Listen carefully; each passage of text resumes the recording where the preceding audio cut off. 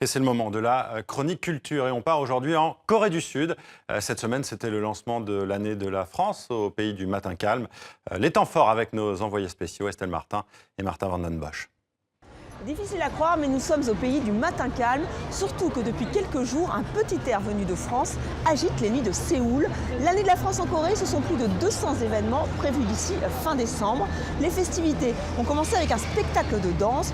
José Montalvo, chorégraphe français, revisite le patrimoine coréen dans Shigane Nai. Nous avons assisté à la première avec Martin Van Den Bosch.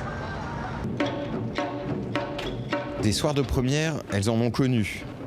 Mais celle-ci est très spéciale. C'est la première fois que ces danseuses traditionnelles coréennes se laissent entraîner tambour battant par un chorégraphe français. Notre défi, c'était ça, c'était être fidèle à une corporalité, à une gestuelle qui vient de la nuit des temps, tout en essayant de la transformer, de la réinventer au feu et au souffle du présent. C'est un jeu de construction-déconstruction d'une mémoire.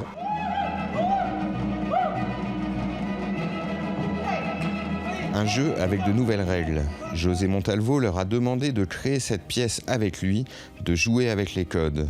Les siens, ceux de la danse contemporaine, et les leurs. Et voilà comment le flamenco s'invite, où une femme en bikini arrive escortée par un homme en hanbok, le costume traditionnel. 무용수들한테 원하는 게 많았어요. Au début, on ne savait pas trop sur quel pied danser. D'habitude, on nous demande d'exécuter une chorégraphie, pas de la créer. Et pour nous, ça a été compliqué. Mais bon, on y est arrivé. 저희가 지금까지 해왔던 스타일과 너무 달랐기 때문에 작품에도 나오는데 Quand José nous a demandé d'exprimer un oiseau qui veut s'envoler mais qui ne s'envole plus, chaque danseur l'a exprimé à sa façon. Et ça m'a vraiment plu. Regardez tous les danseurs qui d'habitude se mettent tous en rang, qui font tous la même chose. Bien là, nous sommes tous partis dans notre univers. 만들 때 너무너무 재밌었다. Le ton se fait plus grave quand on évoque la pollution, le stress de la vie urbaine. Mais on ne se refait pas, Shigane Nai se termine dans une embrassade collective.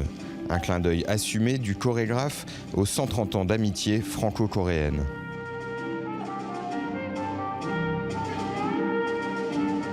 Autre regard français posé sur Séoul, celui de Françoise Huguier. Cette photographe expose au musée historique de Séoul.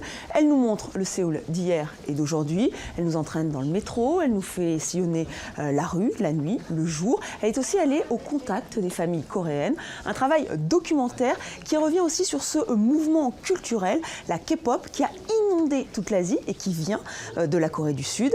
Elle a fait poser un groupe emblématique, la Boom, en version Marie-Antoinette 2.0. Ces jeunes coréennes sont très francophiles. Le nom de leur groupe renvoie au film français avec Sophie Marceau et leur premier album s'intitule Petit Macaron. Elles sont venues s'admirer et poser encore et encore et elles vous ont réservé une petite surprise.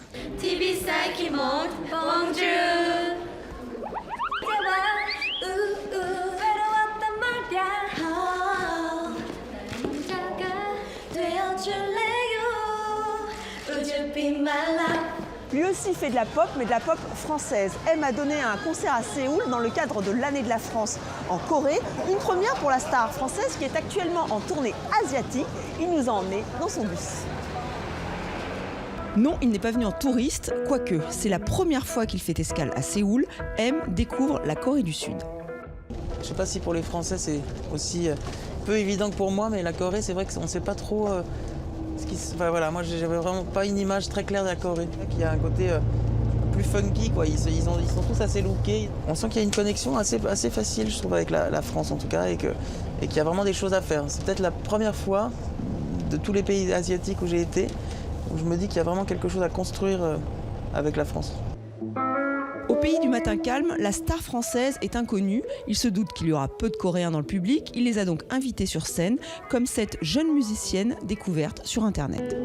Plus je chine, moins je te trouve, tu te déracines. J'ai oublié ton nom, plus d'identité, mais où sont tes racines?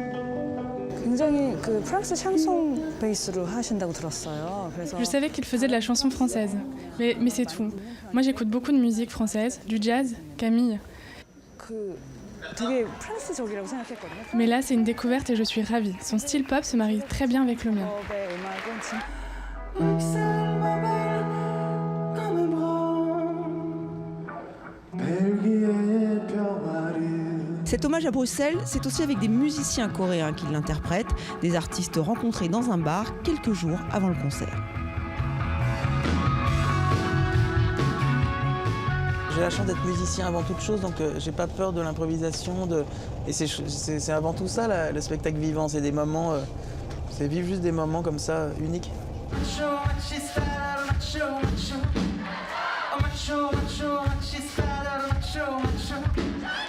M sort le grand jeu, les Français s'en réjouissent et les Coréens, ils se laissent séduire par le machistador et ses habits de lumière.